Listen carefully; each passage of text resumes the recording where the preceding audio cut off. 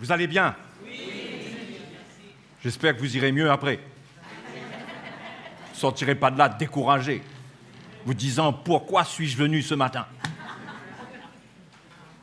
Mais plutôt, j'aurais pu rater. Hein? Que notre cœur soit ouvert. C'est le temps où le Seigneur veut nous éclairer. De plus en plus, la lumière va devenir forte sur notre vie. Nous n'aurons plus d'endroit où nous cacher. Parce que s'il y a un endroit où nous pouvons nous cacher, ça veut dire que ça va être une zone d'ombre, ténébreuse. Un endroit pas traité par le Seigneur. Hein? L'Épître aux Colossiens nous dit que nous sommes appelés à hériter avec les saints dans la lumière. Dans la lumière. Donc, la lumière va grandir, va briller, et nous n'aurons plus d'endroit où nous cacher. Nous aurons à tout reconnaître ou à fuir. À reconnaître notre état ou à fuir. Mais je ne crois pas qu'on va choisir la fuite. Romains chapitre 6, verset 14, un verset très connu. « Car le péché n'aura point de pouvoir sur vous, puisque vous êtes non sous la loi, mais sous la grâce. » Merveilleux. Hein? Alléluia. Mais comment est-ce qu'on va vivre cette réalité-là? Que le péché n'a pas de pouvoir sur nous. Est-ce que c'est une réalité que nous vivons? Est-ce que nous pouvons dire « Ah, ça, c'est vrai dans ma vie à 100%. » Oui? C'est pourquoi il faut lire le reste. Hein? Il ne faut jamais prendre un verset tout seul. Il faut toujours faire un zoom arrière et regarder l'ensemble. Verset 15 nous dit « Quoi donc? Pécherions-nous parce que nous sommes non sous la loi mais sous la grâce? Loin de là. Ne savez-vous pas qu'en vous livrant à quelqu'un comme esclave pour lui obéir, vous êtes esclave de celui à qui vous obéissez. » Finalement, la suite de notre salut, c'est une question d'être esclave. Parce qu'on est esclave de celui à qui on obéit. Ah oui, je croyais qu'on parlait de liberté. Mais dans la liberté, la vraie liberté, on est esclave de Dieu. Si notre liberté, ce n'est pas devenir esclave de Dieu, c'est une liberté qui n'est pas de Dieu. Bon, ça fait peut-être sauter les circuits, mais la liberté, c'est d'être libéré de la loi pour devenir esclave du Seigneur. Mais l'esclavage de ce Dieu-là, c'est une forme d'esclavage qui ne fait pas vivre l'oppression de l'esclavage. Hein? Finalement, c'est une grande liberté. Et c'est une liberté plus grande que la liberté que nous nous offrons nous-mêmes. Parce que dans cette liberté, le Seigneur nous protège. Et tout commence avec l'obéissance. Vous êtes esclaves de celui à qui vous obéissez. Soit du péché qui conduit à la mort. Paul est clair, il parle à des chrétiens. Il ne parle pas ici à des gens qui ne connaissent pas le Seigneur. Il ne donne pas des bouts de messages d'évangélisation, des bouts à l'église, et on ne sait plus trop à qui il parle. Il parle à des chrétiens. Hein? Il dit soit du péché qui conduit à la mort, soit de l'obéissance qui conduit à la justice. Mais grâce soit rendue à Dieu de ce que, après avoir été esclave du péché, vous avez obéi de cœur à la règle de doctrine dans laquelle vous avez été instruits. Règle de doctrine. À ne pas confondre avec des lois et des principes, mais il y a une règle de doctrine qui est simple. Ce n'est pas une règle de loi, de principe qu'on applique techniquement, mais c'est une lumière de la doctrine de Christ à laquelle on obéit volontairement, de cœur, c'est-à-dire volontairement. On est éclairé, on comprend qu'on doit se donner là-dedans, et l'œuvre du Seigneur se fait. Ayant été affranchis du péché, vous êtes devenus esclaves de la justice. Je parle à la manière des hommes à cause de la faiblesse de votre chair. Ben oui, il emploie le mot esclave pour qu'on comprenne bien la portée de ce dont il parle là. Hein, la force. OK? Mais il ne s'agit bien sûr pas d'esclavage au sens humain du terme. De même donc que vous avez livré vos membres comme esclaves à l'impureté et à l'iniquité pour arriver à l'iniquité. Ainsi maintenant, livrez vos membres comme esclaves à la justice pour arriver à la sainteté. Car lorsque vous étiez esclaves du péché, autrefois, vous étiez libres à l'égard de la justice. Vous viviez comme vous vouliez. Vous étiez esclaves du péché. Quels fruits portiez-vous alors? Des fruits dont vous rougissez aujourd'hui. Je crois qu'on a besoin de retourner à ces rougeurs. De rougir de certaines choses. Il y a tellement de compromissions qu'on a tellement banalisé le mal, le péché, et c'est le rôle de l'esprit du monde de nous faire avaler les choses, ce que Dieu n'aime pas, ce que le diable fait depuis le début. Dieu a-t-il réellement dit? C'est quelque chose qui est d'actualité tout le temps dans notre vie. Et donc, Paul dit, la fin de ces choses, c'est la mort. Encore la mort. Mais maintenant, étant affranchis du péché et devenus esclaves de Dieu, vous avez pour fruit la sainteté et pour fin la vie éternelle. Car le salaire du péché, c'est la mort. Il le dit à qui? Ce sont des versets qui deviennent vite des versets d'évangélisation. On lit ça, et puis, hop là, il y a un verset d'évangélisation. Là, on saute un peu là rapidement. C'est pour nous, ça. Il faut bien regarder ça en face. Car le salaire du péché, c'est la mort. Il ne parle pas de mort physique, il parle de mort spirituelle. Il parle de quelque chose qui vient dans notre vie et qui peut nous éloigner de Dieu. Et même pas toujours. Mais le don gratuit de Dieu, c'est la vie éternelle en Jésus-Christ, notre Seigneur. Donc là où on doit arriver, nous, c'est ce qui est écrit au verset 22. Vous avez pour fruit la sainteté. La sainteté doit être un fruit.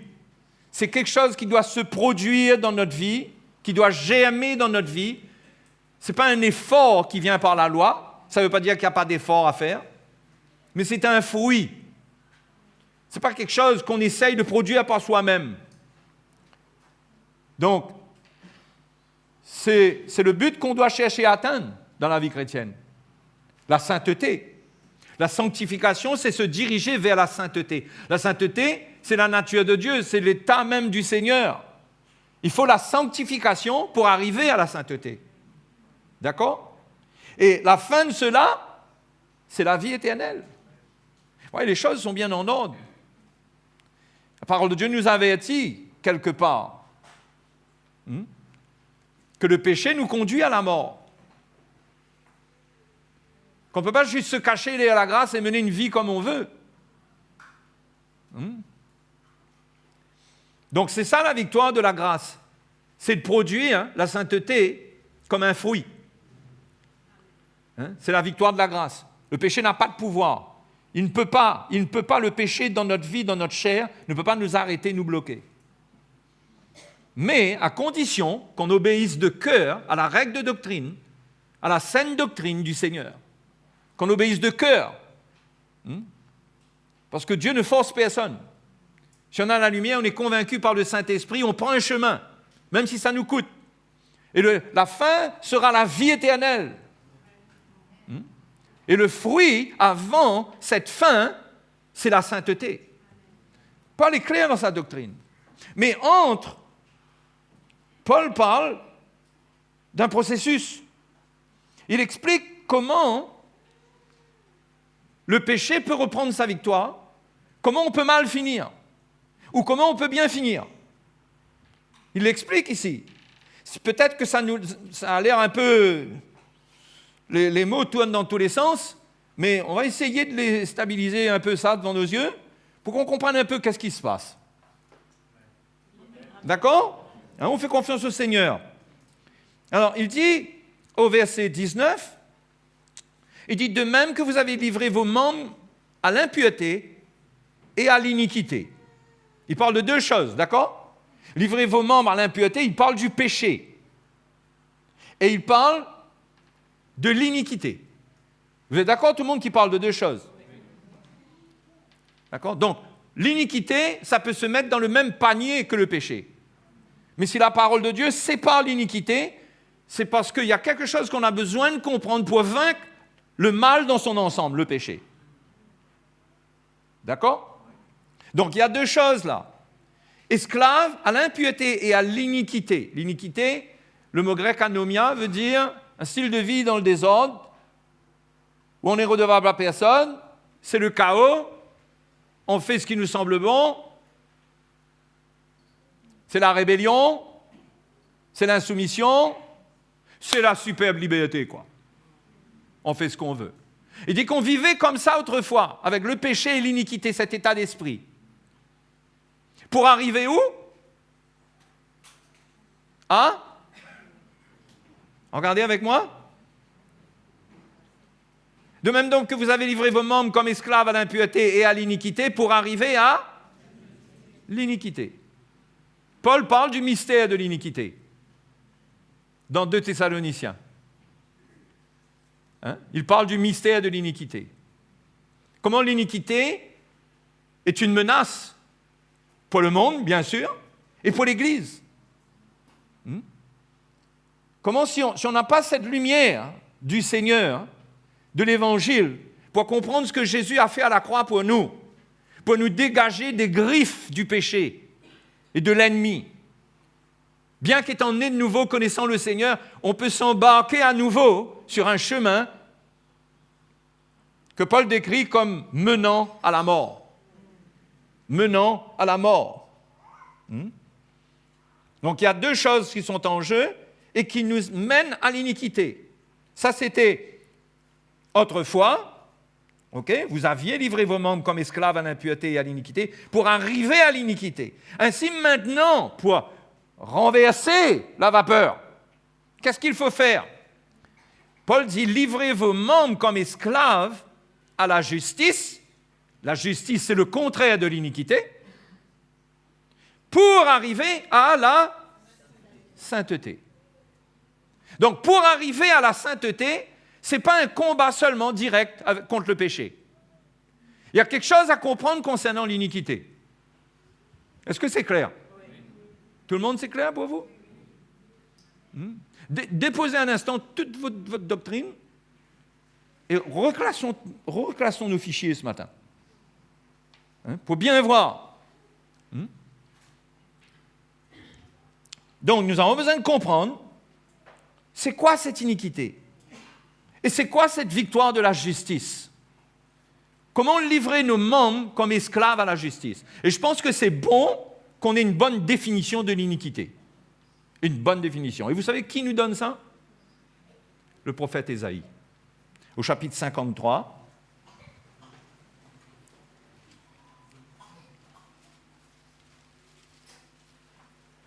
Ésaïe 53, c'est le chapitre prophétique de la mort de Jésus, du Messie. Et Ésaïe, des siècles et des siècles à l'avance, va prophétiser sur ce que le Seigneur va faire lorsqu'il va mourir. Et c'est un peu étonnant, mais l'accent n'est pas trop mis sur l'iniquité. Pourtant, Ésaïe parle beaucoup. Il parle autant de l'iniquité que du péché. Bien sûr, le sacrifice de Jésus englobe tout. Donc, le développement n'a pas besoin d'être fait en détail sur les deux. Mais je pense qu'à la fin des temps, le Seigneur veut nous éclairer. Parce qu'Ésaïe en a parlé. Il a vu quelque chose qui est important pour nous. Et si on parcourt un petit peu le chapitre 53, le verset, par exemple, on commence au verset 5. Mais il était blessé pour nos péchés et brisé pour nos iniquités. Certains ont pensé qu'il s'agit d'une forme de poésie hébraïque.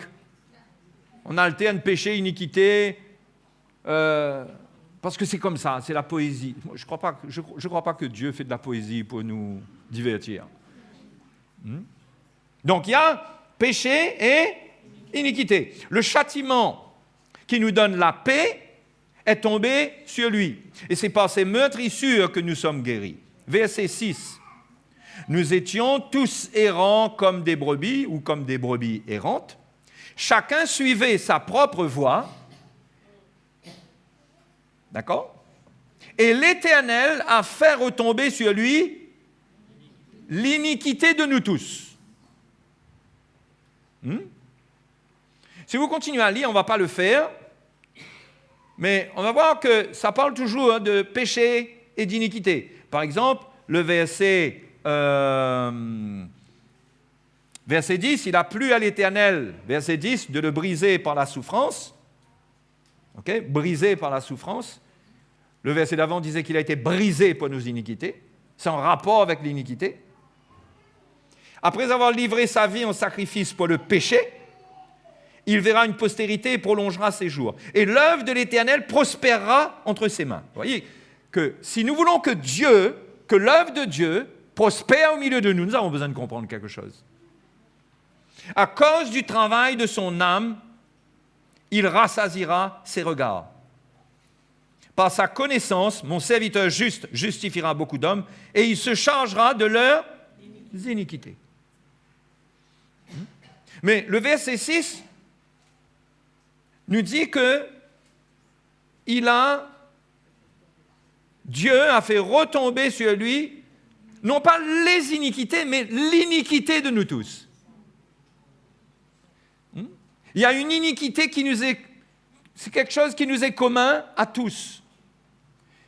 Et Ésaïe montre ce que c'est. Il dit, nous étions comme des brebis errantes, chacun suivait sa propre voie. Chacun suivait sa propre voie. Et ça, c'est l'iniquité qui menace le chrétien dans la liberté s'il ne comprend pas la liberté que le Seigneur lui donne. Et s'il réenclenche le mécanisme de l'iniquité, il réenclenche en même temps le processus du péché. Parce qu'on ne peut pas vaincre le péché sans vaincre l'iniquité, sans mettre les choses à leur place. D'accord? L'iniquité qu'on fait à Dieu, l'iniquité c'est injustice. C'est que le Seigneur nous a rachetés, nous ne nous appartenons plus à nous-mêmes. Paul le dit clairement dans l'Épître aux Corinthiens. Un chrétien n'est pas appelé à vivre comme bon lui semble. Il est appelé à se soumettre à la volonté de Dieu pour sa vie. Il ne peut pas se proclamer libre au point qu'il ne voudra vivre que selon ses désirs. Cette vie-là, c'est une vie qui mène à la mort. Et on peut comprendre pourquoi il y a des combats dans notre vie.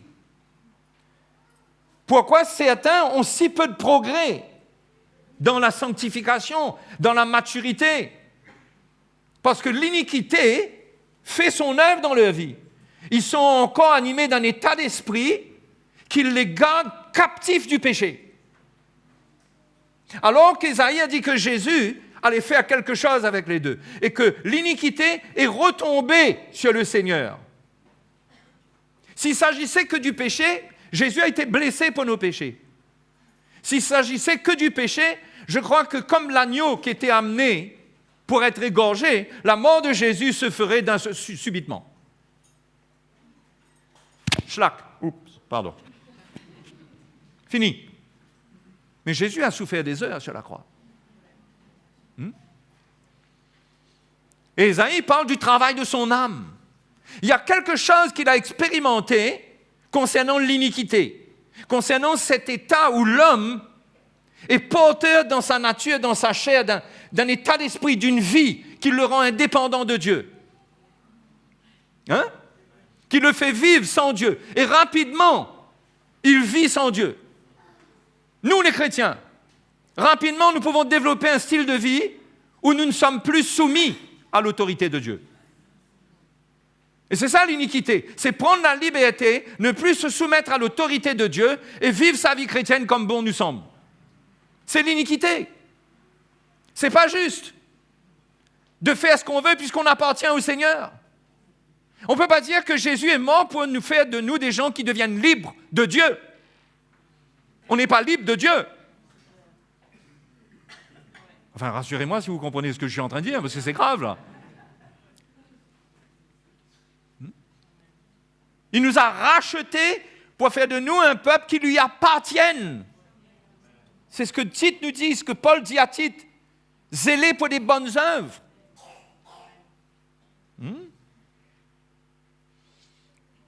Si on fait un petit saut dans Éphésiens, chapitre 2,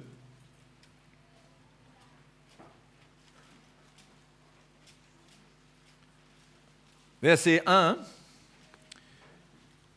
Vous étiez morts par vos offenses et par vos péchés,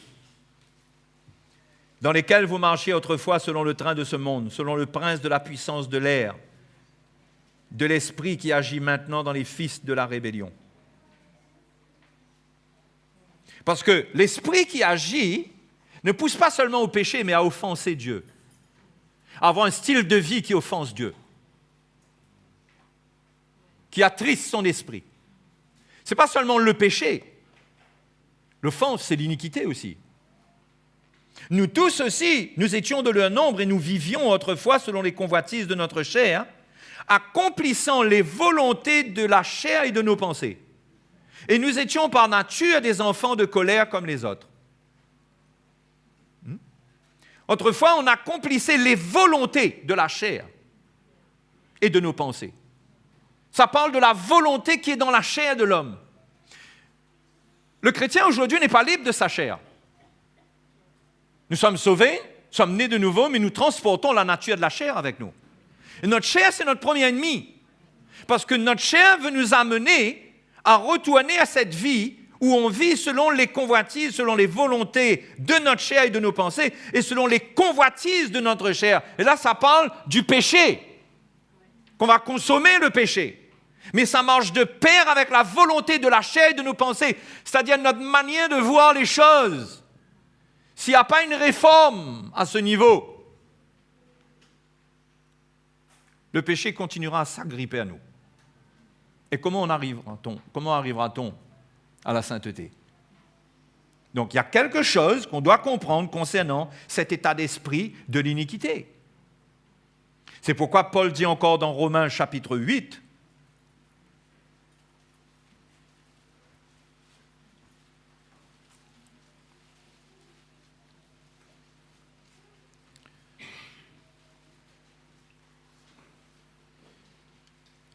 au verset 3, il dit « Car chose impossible à la loi, parce que la chair la rendait sans force. » Au début, il dit qu'il n'y a aucune condamnation. Je n'ai pas lu le verset, ça c'est extraordinaire. Mais là, il dit « Dieu a condamné le péché dans la chair en envoyant à cause du péché son propre Fils dans une chair semblable à celle du péché, et cela afin que la justice de la loi soit accomplie en nous, qui marchons selon la chair et non selon l'esprit. » Ah bon, vous êtes avec moi. Qui marchons non selon la chair, mais selon l'esprit. D'accord? Pourquoi est-ce qu'il précise ça? Parce qu'il y a un danger avec la chair par rapport à la promesse qui est faite. La menace est sur la chair, la vie charnelle. D'accord? Verset 5. Ceux, en effet, qui vivent selon la chair s'affectionnent aux choses de la chair, tandis que ceux qui vivent selon l'esprit s'affectionnent aux choses de l'esprit. Et l'affection de la chair, c'est? Tandis que l'affection de l'esprit, c'est la vie et la paix. Car l'affection de la chair est inimitié contre Dieu parce qu'elle ne se soumet pas à la loi de Dieu. Ah, on trouve l'iniquité? Et qu'elle ne le peut même pas. Or, ceux qui vivent selon la chair ne sauraient plaire à Dieu. L'affection de la chair, c'est la mort. Quand on vit selon la chair, on s'éloigne de Dieu. Notre cœur s'éloigne de Dieu. Et quand notre cœur s'éloigne de Dieu, on a une manière de s'accrocher à Dieu, c'est qu'on s'accroche à la religion. Finalement, on se ment à nous-mêmes. Parce qu'en se raccrochant à la religion, on est en train de se rassurer qu'on est accroché au Seigneur, qu'on est attaché au Seigneur. Là. Mais c'est ce qui se passe avec notre chair, avec notre vie qui détermine où nous sommes. Oui, les frères et sœurs. Et ça, c'est individuel. Ce n'est pas collectif. Chacun doit savoir où est-ce qu'il est. Mais Paul est catégorique. L'affection de la chair, c'est la mort. Allons dans Hébreux chapitre 1.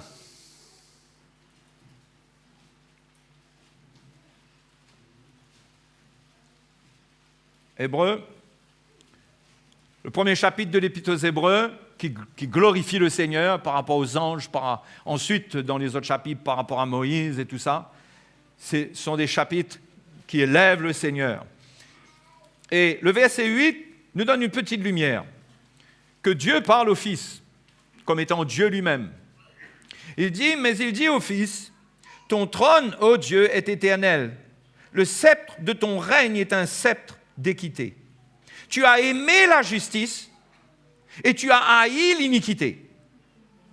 C'est pourquoi, ô Dieu, ton Dieu t'a oint d'une huile de joie au-dessus de tes collègues. » Qu'est-ce qui fait que Jésus a reçu une huile de joie au-dessus de ses collègues? Hein? Est-ce que c'est sa vie de prière? Je parle de ce qui est cité ici. Je ne suis pas en train de dire que prier ne compte pas finalement. Hein. N'allez pas déduire. Il faut se méfier de cette chair-là. Hein? Les raisonnements. Ce qui a fait qu'il a reçu l'huile de joie, c'est son amour de la justice et sa haine de l'iniquité. Parce que l'Épître aux Hébreux montre les deux. Parce qu'avec un seulement, on peut ne pas comprendre. Il dit, tu as aimé la justice. Dans quelle dimension? En haïssant l'iniquité. Tu as haï l'iniquité. Quelle iniquité, Anomia? Jésus, toute sa vie, il a porté en lui la haine de ce qu'il ressentait dans les hommes, c'est-à-dire des gens perdus qui non seulement étaient esclaves du péché, mais qui vivaient sans Dieu, qui vivaient leur vie. Et il a eu la haine. Au fait, à d'autres endroits, dans Matthieu chapitre 12 par exemple, il est dit que le Seigneur, il fera triompher la justice. Il faut qu'on regarde ça. Matthieu 12, je crois que c'est Matthieu 12.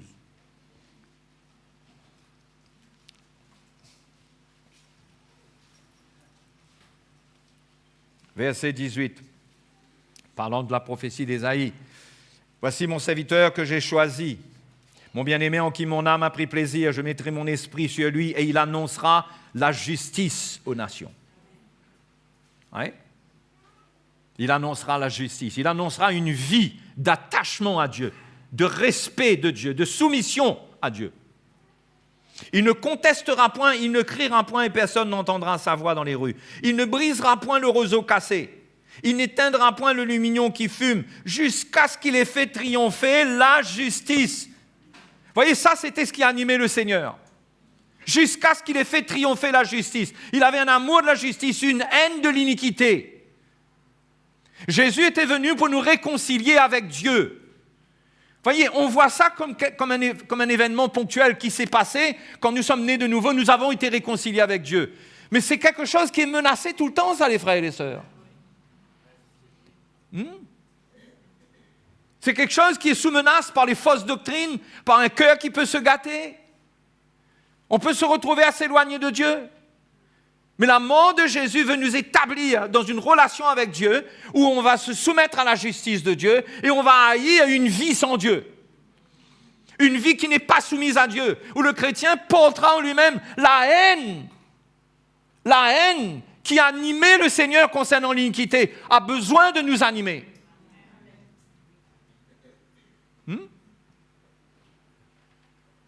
C'est pourquoi Ésaïe a prophétisé sur ces choses. Et quand le Seigneur est mort à la croix, Matthieu 27.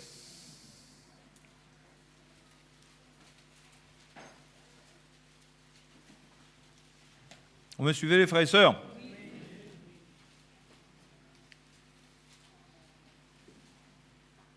Verset 45. Pardon, Matthieu 27,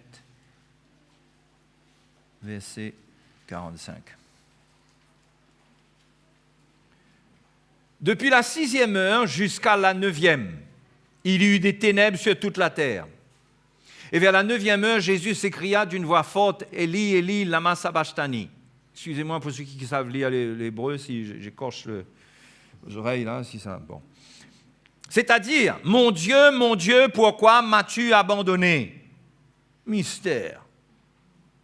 Pourquoi Jésus, dans cet instant, peut-il dire « Pourquoi m'as-tu abandonné ?» Parce que je crois qu'à ce moment-là, il se chargeait de nos iniquités. Il a ressenti un isolement total, au point de se demander « Où est Dieu ?» Il ne dit même plus « Père, Père, pourquoi m'as-tu abandonné ?» Il dit « Mon Dieu, mon Dieu !» Et Ésaïe nous dit au chapitre 53, ça c'est juste avant qu'il meure, hein. Ensuite il rend l'esprit. Tout est accompli. Ésaïe 53, on retourne ?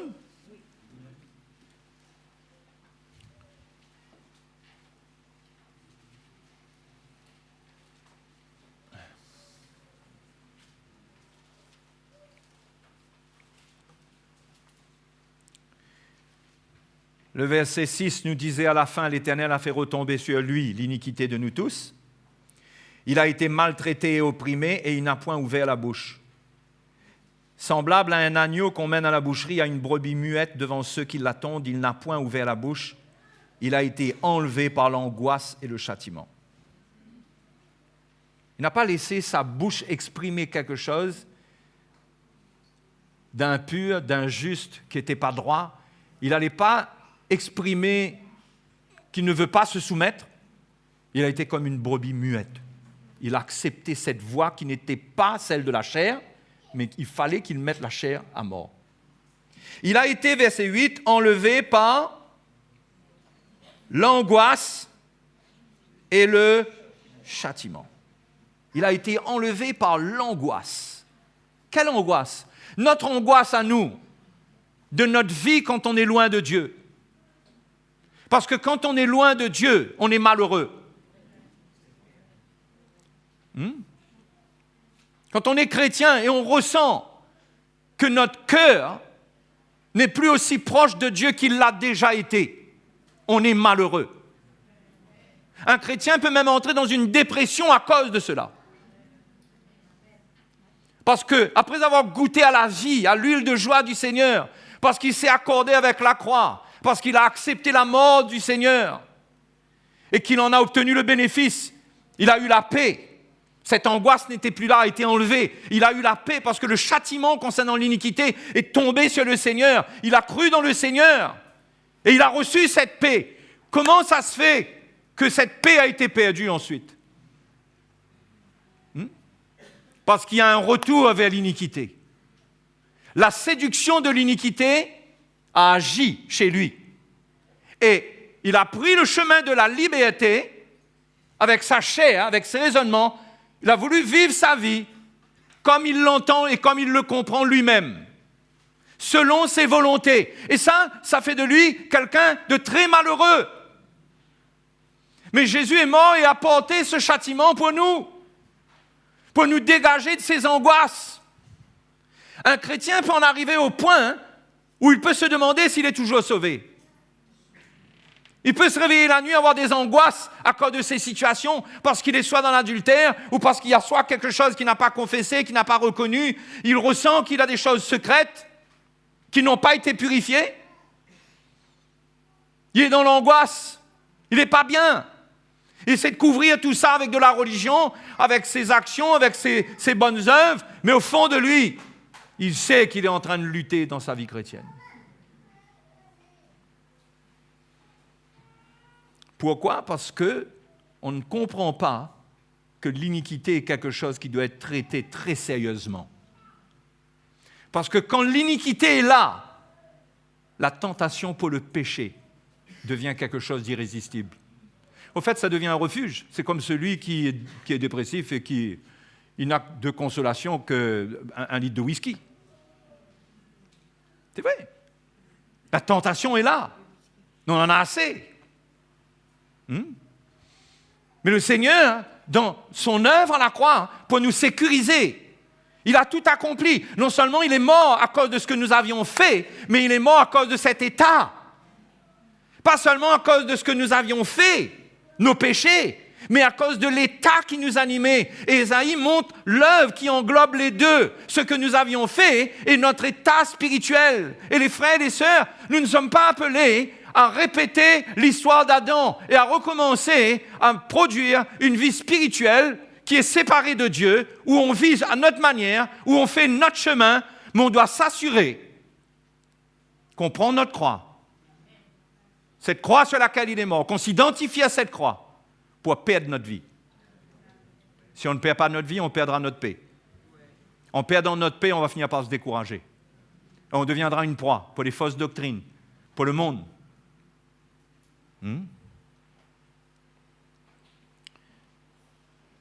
Et le verset 11 nous dit, Ésaïe 53, « À cause du travail de son âme, il a accepté de souffrir sur cette croix.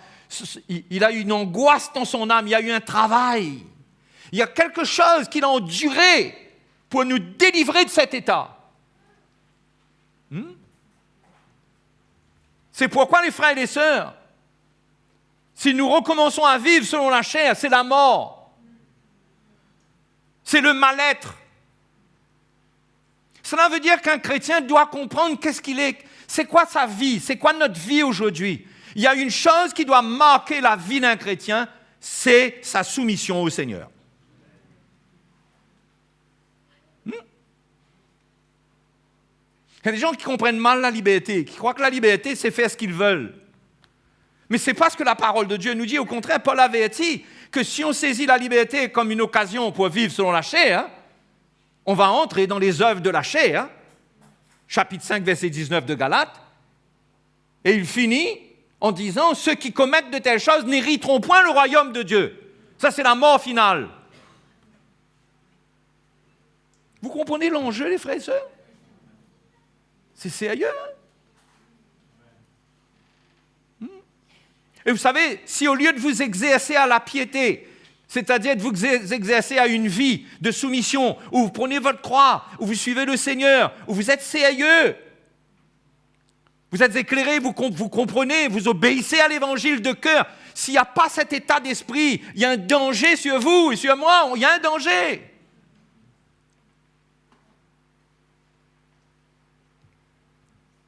À cause du travail de son âme, il rassasiera ses regards. Par sa connaissance, mon serviteur juste justifiera beaucoup d'hommes et il se chargera de leurs iniquités.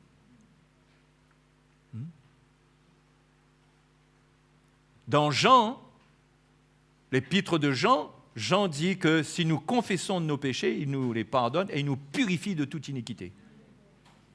Il enlève ce que le péché produit. Cette condamnation, cette atmosphère de mort, ce mal-être, il enlève cela.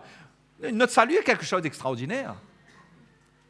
Mais nous devons faire attention que lorsque le message de la croix vient et nous enseigne et nous éclaire, nous défie et nous instruit à prendre notre croix, que nous rejetons cette croix, que nous ne voulons que la partie où nous sommes pardonnés de nos péchés, mais nous ne comprenons pas le travail que Dieu veut faire au niveau de l'iniquité. Vous comprenez? Il y a quelque chose qui symbolise bien cela dans l'Ancien Testament, dans Lévitique chapitre 16. Je suis en train de partager avec vous ce que je fais dans des séminaires. Ce matin, il faut que vous soyez costaud. Lévitique chapitre 16, le jour de l'expiation. Alors, qu'est-ce qu'on faisait le jour de l'expiation? On faisait un sacrifice, c'était un jour spécial pour le peuple d'Israël. C'était le jour du pardon des péchés du peuple. C'était le jour où le souverain sacrificateur allait au-delà du voile, il allait présenter le sang d'un animal pour tous les péchés commis pendant l'année. Et chaque année, il fallait faire cela parce que ce n'était pas comme le sacrifice de Jésus qui ôtait une fois pour toutes le péché. Mais ce sacrifice,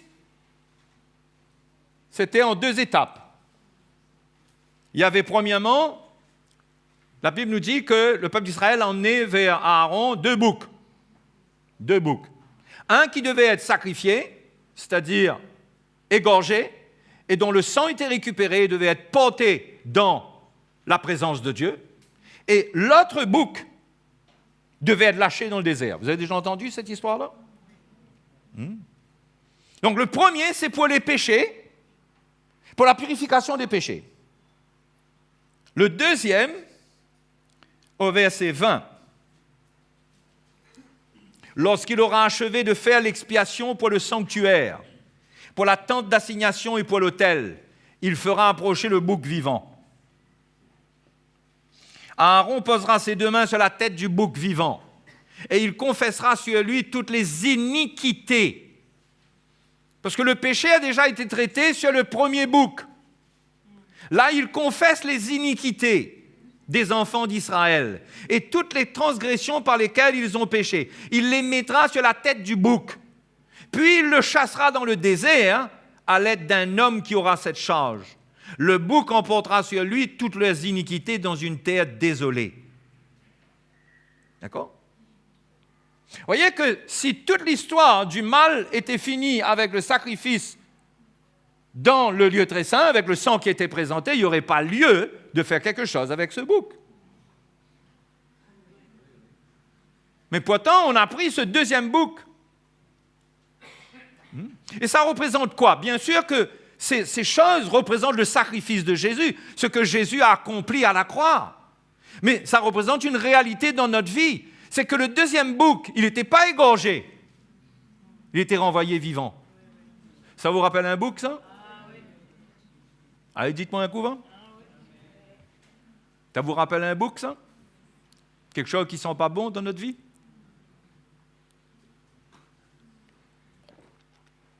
Notre chair, notre nature charnelle. Il y avait un sacrifice, une partie de l'expiation qui prenait en charge le bouc qui restait vivant. Et ça représente notre chair. Il était renvoyé dans le désert, mais il n'était pas égorgé. Il allait mourir au fur et à mesure. Il allait mourir à un moment, mais il n'allait pas mourir là.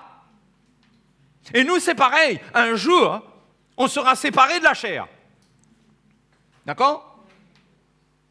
Mais pas maintenant. Mais c'est notre rôle de renvoyer le bouc dans le désert.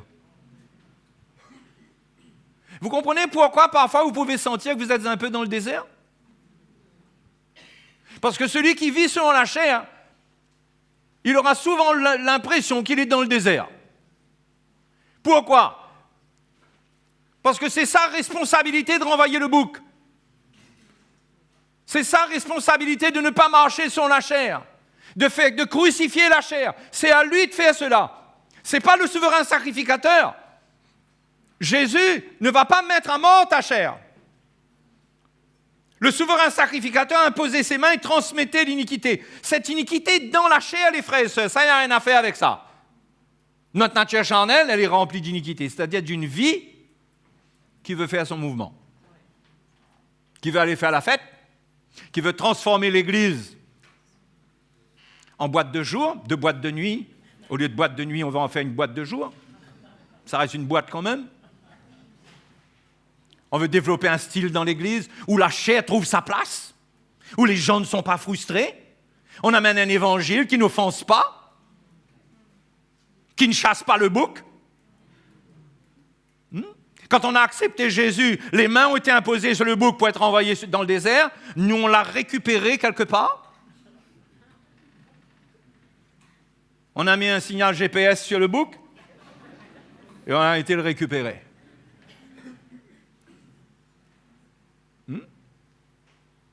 Les frères et les sœurs, vivre selon la chair, c'est quelque chose de sérieux. Vivre selon ses raisonnements, vivre à sa manière, s'opposer à l'Évangile, ne pas se soumettre à l'autorité de Dieu. C'est la raison du malheur de beaucoup de chrétiens. Et c'est là où le diable amène la confusion. Je vous donne un exemple, la soumission à l'autorité dans l'Église. Est-ce qu'un chrétien est supposé se soumettre à l'autorité de l'Église? Merci pour les 5 ah oui. Est-ce que la liberté nous dispense de cette soumission? Quand vous voyez que Paul prévient dans Romains 13, même concernant les autorités dans le monde, le chrétien doit se soumettre. Vous croyez que dans l'Église, il est libre? Je veux vous rassurer tout de suite. On n'est pas en train de parler de soumission à l'autorité qui est un esclavage terrible. Là. Ou les anciens qui dirigent l'Église, ils gouvernent avec une main de fer. C'est pas ça. Mais il y a un état de cœur. Ça doit se voir dans notre vie, dans notre langage, dans nos attitudes, dans la manière dont on communique. Ça doit transpirer de nous que nous sommes des gens soumis à l'autorité. Parce que l'insoumission, c'est la première iniquité. Regardez Ézéchiel 28. Regardez.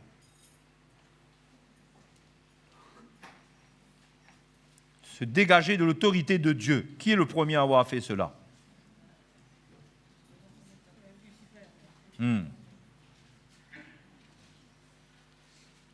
Ézéchiel 28, qui est le chapitre qui révèle, qui parle de ce qui s'est passé en Éden. C'est très intéressant. À partir du verset 13, il est parlé de cela, même verset 12. À partir du verset 11, 12. Et le verset 14 dit « Tu étais un chérubin protecteur ». Verset 14 « Aux ailes déployées, je t'avais placé et tu étais sur la sainte montagne de Dieu. Tu marchais au milieu des pierres étincelantes. Tu as été intègre dans tes voies depuis le jour où tu fus créé jusqu'au jour, jusqu'à celui où l'iniquité a été trouvée chez toi. » C'est-à-dire que le diable, c'est-à-dire que cet ange, qui apparemment s'appelait Lucifer, ange de lumière, s'est dégagé de l'autorité de Dieu, s'est rebellé. Et c'est ça l'iniquité. C'est sortir sous l'autorité de Dieu. C'est un point de l'iniquité. Et les frères et les sœurs, croyez-moi, l'autorité, quelle qu'elle soit, avec ses faiblesses, si on sort par rébellion, Dieu ne justifiera jamais la rébellion pour raison de faiblesse de l'autorité. La rébellion. On parle d'une vraie autorité qui représente Dieu. On ne parle pas d'autorité autoproclamée qui prêche je ne sais trop quoi. Là où il y a la vérité, là où il y a l'évangile, là où les choses sont établies selon Dieu, ce qui devrait se passer dans le cœur du chrétien, normalement de cœur, c'est une soumission et une obéissance. Une obéissance à la doctrine. Une obéissance dans l'esprit. D'accepter d'être une brebis, ne plus être une brebis errante. Un chrétien qui vit dans l'indépendance, qui vit seul, qui vit sa vie, qui n'est pas connu des bergers, c'est une brebis errante. Vous comprenez?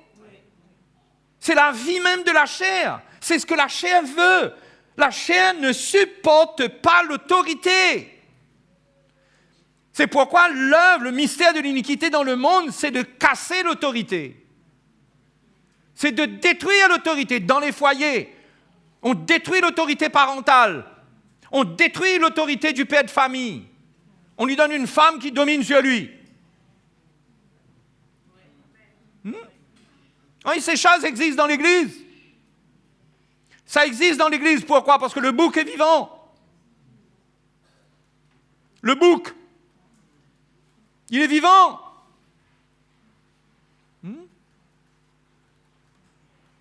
Donc, cette iniquité qui est dans le monde, qui consiste à détruire l'autorité, elle est en action dans l'Église. Le ministère de la femme dans l'Église, le ministère en autorité, je ne parle pas de la femme qui sert le Seigneur, parce qu'une femme doit servir le Seigneur et c'est extraordinaire. Mais l'autorité, comment juger cela? D'où ça vient? C'est quelle inspiration quand on voit pas ça dans la parole de Dieu? Vous voyez le renversement de l'autorité dans l'Église? Le mystère de l'iniquité est en train de s'accomplir, de se révéler dans l'Église au milieu du royaume de Dieu. C'est pourquoi le Seigneur, avant que ça atteigne un point irréversible, le Seigneur envoie les apôtres, les prophètes, il envoie les 5 ministères pour enseigner l'Église, pour leur montrer que ce n'est pas comme ça. Et les chrétiens qui sont vrais, qui sont sincères, ont besoin de s'humilier et de reconnaître la voie, la manière de Dieu. Et de ne pas rester des brebis errantes qui s'associent à l'esprit du monde. Et de prendre leur croix et de s'humilier. De reconnaître et d'accepter qu'il doit y avoir un regard. Qu'il doit y avoir un regard. Combien de chrétiens ont été blessés, ont abandonné les églises parce que là où ils étaient, ils ont été blessés parce que l'autorité n'était pas une autorité selon le cœur de Dieu. C'était la loi, c'était le légalisme. Mais aujourd'hui, sont tombés dans le piège de croire que la vie chrétienne peut se mener sans autorité. C'est un piège. C'est diabolique. Et toi, chrétien dans l'Église, c'est un piège pour toi de croire qu'en étant dans l'Église, tu peux te passer de l'équipe qui sert le Seigneur. Toi, tu peux te passer de ne pas t'associer, de faire connaître ton cœur, de faire connaître ta vie. Mes frères et sœurs, il faut amener sa vie à la lumière de Dieu. C'est de l'orgueil. Le contraire, c'est de l'orgueil. L'orgueil, c'est ce qui était dans le cœur de Satan. Ça a commencé à venir, et il est sorti sous l'autorité de Dieu. Il a voulu construire son propre royaume. Et Dieu a préparé un feu pour lui et pour les anges qui le suivent. Pas pour l'homme, mais l'homme qui ira avec lui, qui se soumet à lui, ira avec lui. C'est ce que la Bible nous montre. Donc c'est sérieux, les frères et sœurs. L'Église, ce n'est pas l'anomia, ou l'anomie, c'est un mot français qui existe, qui parle du chaos social. Il n'y a plus de référence pour se soumettre. Dans l'Église, il ne doit pas y avoir d'anomie. Il doit y avoir une liberté, mais une liberté qui porte un parfum de respect, de soumission à Dieu, où le langage « moi je suis soumis à Dieu mais pas à l'homme » doit disparaître complètement. Ça doit disparaître complètement, mais ça n'a pas de sens. Ça va contre la croix de Christ. Jésus s'est chargé de cette iniquité. On ne peut pas dire ce genre de choses, mais on doit réaliser qu'on a un travail qui doit se faire en nous. On a besoin de guérir si on a été blessé et qu'on n'arrive plus à se soumettre. On a besoin d'une guérison, mais Jésus ne va pas mourir à nouveau à la croix pour faire une autre œuvre pour nous à part. C'est cette œuvre-là, celle-là, cette croix, ce n'est pas une autre.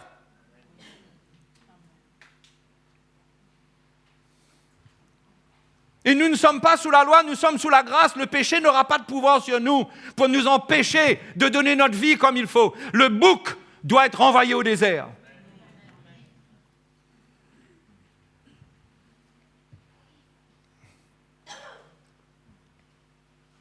Les frères et sœurs? Vous voyez un chrétien qui comprend ça?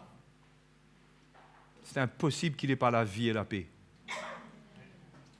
Un chrétien qui comprend ça, il vient dans la présence de Dieu, il est arrosé de l'onction qui est sur le Seigneur Jésus. La vie qui est en lui prend sa vie. Il participe à la joie de son maître. Le chrétien qui résiste à ça par orgueil, il sèche, il meurt. Parce que c'est ce que la Bible dit, c'est parce que moi je dis. Il sèche et il va vers la mort. En attendant d'aller vers la mort, il s'accroche à la religion. Mais un jour, il en a assez de la religion parce qu'il finit par déduire que tout ça, ce n'est que de la religion. C'est trompeur. Il tombe dans l'apostasie, il abandonne la foi, il retourne dans le monde, il retourne à ses péchés, il est perdu à nouveau. C'est grave. C'est grave. Ce n'est pas une petite affaire. Ce n'est pas une fois sauvé, sauvé toujours. Le salut est une persévérance. Celui qui persévérera jusqu'à la fin sera sauvé.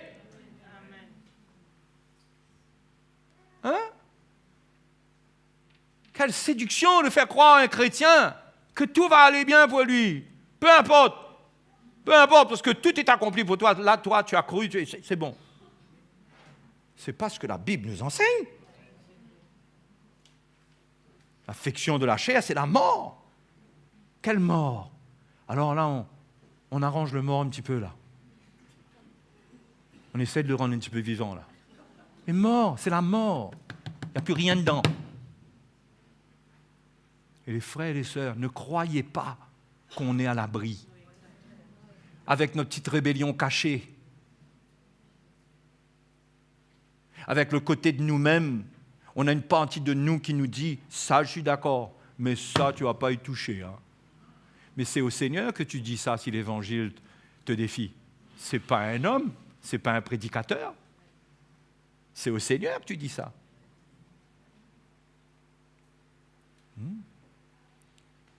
Donc moi, je veux vous encourager, nous tous.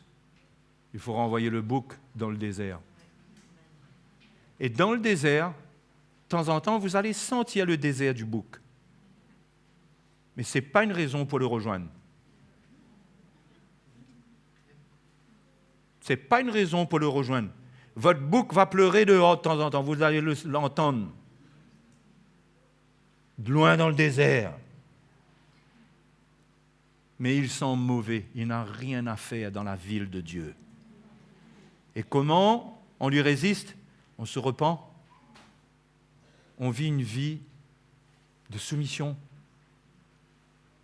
On a une attitude, pas de rebelle, mais de soumission. La femme a un cœur qui est soumis à son mari. Les enfants apprennent la soumission. Le royaume de Dieu est un royaume d'ordre. Dans l'Église, il y a de la soumission. Le chrétien, dans le monde, le témoignage qu'il rend, c'est la soumission. Pas la soumission à des lois qui lui demandent de renoncer à Dieu et à ses principes. Mais il y a un État soumis. Oui, les frères et sœurs. Oui. Un chrétien, il aide le gendarme à remplir son PV, son papier. Il l'aide s'il y a du vent et qu'il n'arrive pas à écrire. Il dit, monsieur l'agent, laissez-moi vous aider. Non, moi, ça m'est arrivé. Hein. Je me suis pris une bonne prune parce que j'étais en excès de vitesse. Je dis, excusez-moi, non.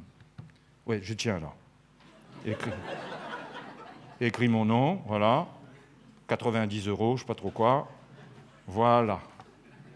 Merci, monsieur. Bonne journée. Bon courage à votre travail. Hein. On fait briller la lumière. Mais il faut qu'on sache quand même, il faut qu'ils sachent, les représentants de l'ordre, par exemple, il faut qu'ils sachent qu'il y a des chrétiens qui comprennent qui ils sont. Et qu'il ait une grosse voix, ou qu'il ait un gros revolver, ou pas, on a ce cœur-là, parce que c'est le cœur du Seigneur en nous. Si l'inspecteur des impôts vient chez nous, on n'élève pas la voix comme un bon Français de tradition française. Non, on a le cœur du Seigneur. S'il y a une injustice, Dieu est grand. Mais on ne se lève pas contre l'autorité de Dieu. Ça vous dit, ça, ce style de vie-là? Il y a combien de conversations contre l'autorité? Que ce soit l'Église, que ce soit le monde, que ce soit le gouvernement, que ce soit...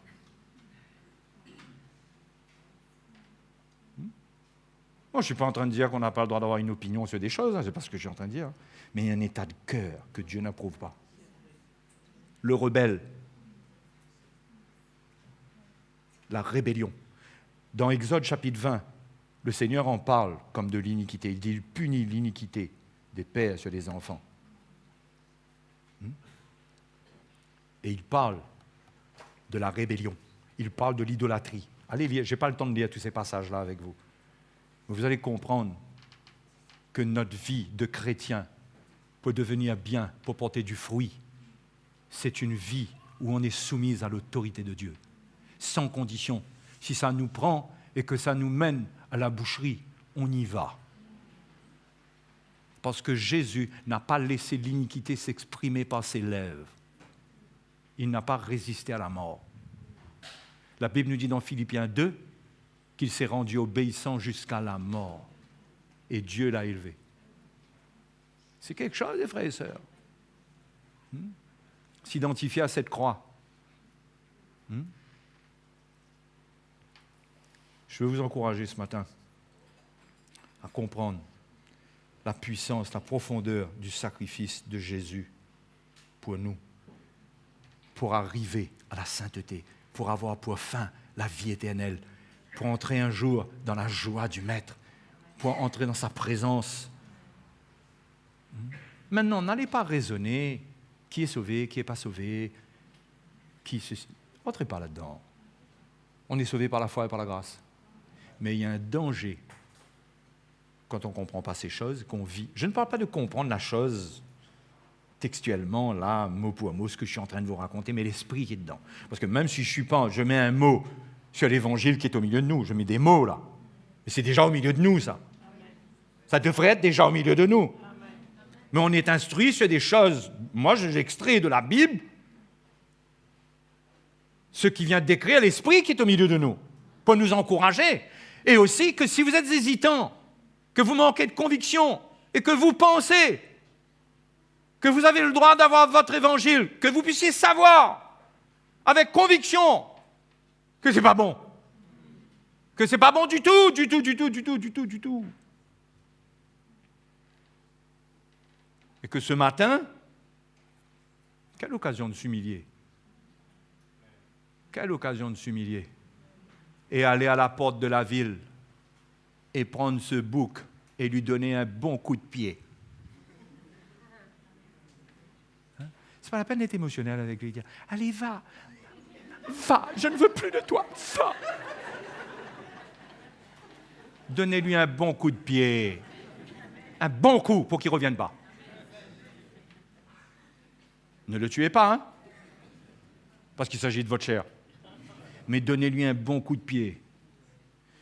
Pierre dit, c'est assez en effet, c'est assez d'avoir vécu comme les païens dans ceci, dans cela, dans ceci, dans cela. C'est assez.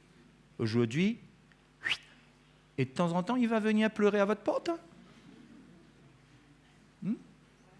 Mais l'Esprit du Seigneur l'éloignera, si vous persévérez. Vous aurez la souffrance d'entendre ces gémissements parfois. Vous aurez parfois le regret qu'il ne soit pas là. Vous ferez appel à son aide même, mais vous aurez à vous repentir. Votre bouc ne peut rien pour vous. Le Seigneur l'a condamné. Il ne rentrera pas dans le royaume de Dieu. N'y amenez pas sa rébellion, ses œuvres, ses mensonges, son insoumission, tout ça. Renvoyez-le au désert. Vous savez sinon qu'est-ce qui se passe? Si vous ne le renvoyez pas au désert, vous irez dans le désert avec lui.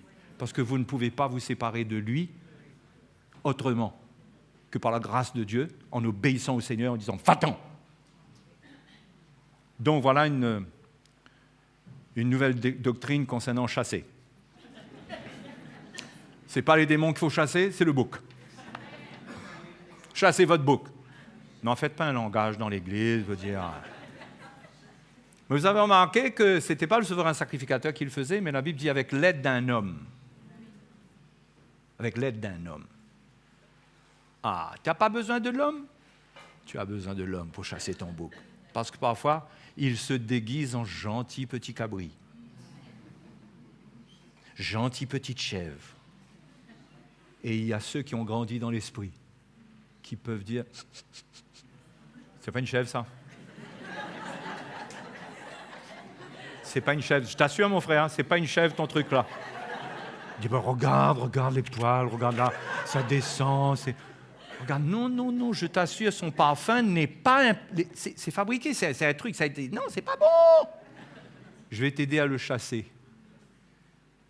Mais si tu aimes tellement ton bouc déguisé en chèvre, tu vas le protéger, tu n'accepteras pas la vérité pour le confronter, tu le garderas, excuse-moi l'expression, il te pourrira la vie. Il vivra chez toi, il vivra avec toi, il dormira avec toi, il se réveillera avec toi. Tu ne vas pas sentir bon. Ensuite, ne va pas dire à tout le monde « Personne ne m'aime, tout le monde me rejette. » Si vous venez vivre avec moi avec un bouc, je vous dirai « Excuse-moi, mon frère, je ne peux pas. J'essaie de faire un effort, mais je ne peux pas. Ça sent mauvais. Ça sent mauvais. Il ne faut pas pleurer et dire que les autres ne m'aiment pas, le ceci. Il faut arrêter avec ces prétextes-là. Il faut regarder à l'œuvre qui doit se faire en nous. Et il faut aller chercher le bouc. Comment il s'est déguisé? Où il est caché, ce bouc? Et je te dis, tu as besoin d'aller loin si tu persévères à écouter le message de la croix. Le Seigneur l'expose clairement. Si tu es dans les relations avec l'homme ou avec le frère ou la sœur qui est en charge de t'aider à le chasser, il sera détecté et chassé. Si tu fuis la communion, la vérité et tout, tu seras esclave de ce bouc qui te mentira, qui te donnera des raisonnements, qui te donnera de bonnes raisons de te rebeller. Tu te retrouveras dans le camp de l'ennemi sans comprendre que c'est le diable. Tu deviendras un persécuteur sans savoir que tu l'es devenu.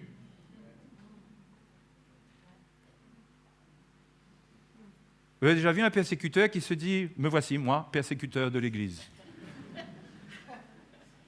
Vous avez déjà vu quelqu'un qui se dit persécuteur, vous?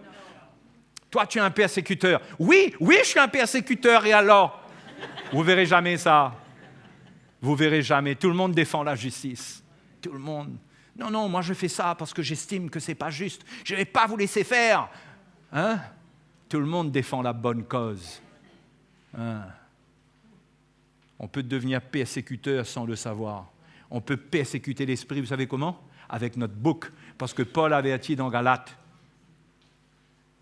que la chair et l'esprit, il y a un combat entre les deux. Ils sont opposés entre eux. Et l'un et l'autre ont des désirs. La chair a des désirs et l'esprit a des désirs. Mon frère, donne-toi l'Évangile, obéis pour que les désirs de l'esprit gouvernent ta vie. Sinon, le bouc prendra le dessus. Et tu sais, un des signes qu'on a notre bouc, c'est qu'on passe notre temps à blesser les gens, à fatiguer les gens. On n'arrive pas à se soumettre. Le bouc qui se soumet, lui, le bouc. Hein? Enfin, il y a des plus grands spécialistes que moi ici, peut-être. Mais il est temps de prendre ce bouc, de le mettre dehors, de se repentir, de dire « Seigneur, il y a du bouc dans ma vie. Il y a du bouc. Je n'arrive pas et je n'accepte pas de payer le prix. Je t'ai connu un temps, j'étais heureux, j'avais cette huile de joie. Je venais prier. Quand je priais, ma prière avait un sens dans ma bouche. Je ressentais que je touchais le trône de Dieu. Aujourd'hui, on dirait que je me parle à moi-même. Quand je venais, autrefois, je venais adorer le Seigneur. J'avais une joie, j'avais un feu qui brûlait dans mon cœur. Aujourd'hui, j'ai l'impression de ne faire que de chanter des chants. Ça ne va pas plus loin. Autrefois, j'aimais les frères et les sœurs. J'aimais l'Église, j'étais sans condition avec les serviteurs de Dieu, je n'étais pas en train de regarder dans la chair, me poser 150 000 questions. Aujourd'hui, je suis devenu rebelle. Je n'accepte pas qu'on me dise quelque chose. J'exige la perfection.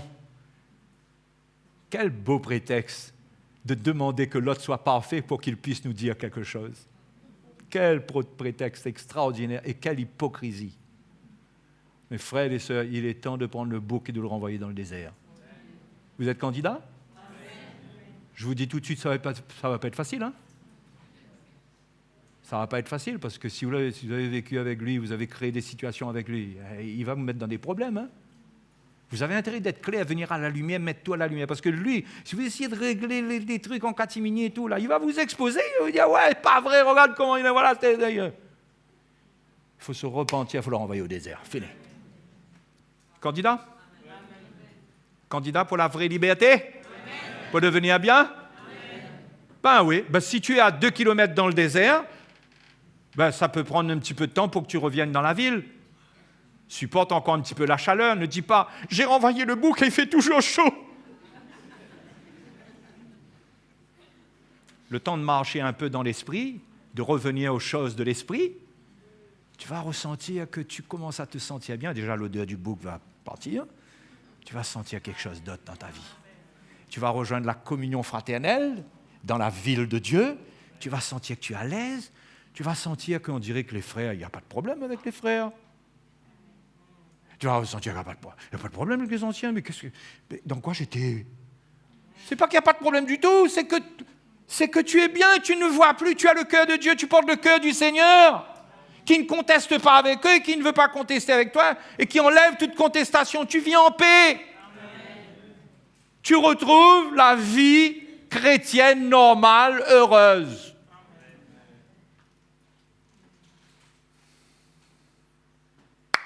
Il faut prier ce matin.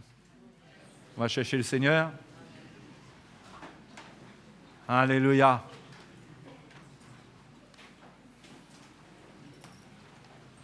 Vous vous souvenez de cet épisode dans Corinthiens où Paul parle d'un homme qui avait péché à un point que les païens n'avaient pas atteint? Oui. Et ensuite, il dit qu'un tel homme soit livré à Satan pour la destruction de la chair. Azazel, qui était le bouc pour lequel il était destiné, ce bouc, Azazel, c'est pour Azazel. Certains pensent qu'il s'agit de Satan. Parce que la chair est contaminée par l'ennemi, par le diable. Ah non, quand même pas. Si. Notre nature charnelle, elle est corrompue par ce que l'ennemi possède. Et Paul dit qu'un tel homme soit livré à Satan. Qu'il soit totalement livré au désert, lui-même, pour qu'il soit sauvé au jour du Seigneur Jésus. C'est sérieux? Hein?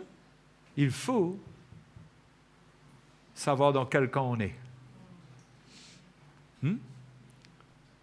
Donc ce matin, moi je t'en supplie, mon frère et ma sœur, dans le Seigneur, je t'en supplie,